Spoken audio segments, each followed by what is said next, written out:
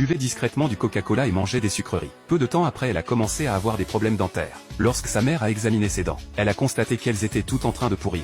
Elle a donc emmené Joy à l'hôpital. Après examen, le médecin a déclaré que c'était dû à une consommation excessive d'aliments sucrés. Mais la mère a catégoriquement refusé de l'admettre, car sa fille n'avait pas mangé par voie orale depuis 10 ans. Cependant, après un examen plus approfondi, le médecin a découvert que Joy était capable de mâcher et de manger, et qu'elle n'avait absolument pas besoin d'une sonde pour s'alimenter. En entendant cela, la mère a immédiatement changé de sujet, et a prétendu avoir oublié d'éteindre le gaz à la maison. Elle a poussé Joy et a quitté l'hôpital. Après leur départ, le médecin a passé en revue tout le dossier médical de Joy. Il soupçonnait fortement la mère de maltraiter sa fille. Il a donc appelé l'association de protection de l'enfance. Des réceptions de l'appel, le personnel s'est immédiatement rendu sur place, et est tombé par hasard sur la mère. Pour éviter que son secret ne soit découvert, elle a forcé Joy à avaler 2 somnifères, avant de faire entrer le personnel. Au moment où ils ont voulu parler seul avec Joy, elle était déjà dans un état second, et incapable de communiquer avec eux, n'ayant obtenu aucun indice utile. Le personnel est reparti précipitamment. La mère a alors réalisé que les dents abîmées de sa fille étaient certainement dues à la consommation secrète de sucreries. Le lendemain, elle a donc emmené Joy à l'hôpital, en prétextant l'extraction d'une dent cariée. Mais le médecin lui a administré une anesthésie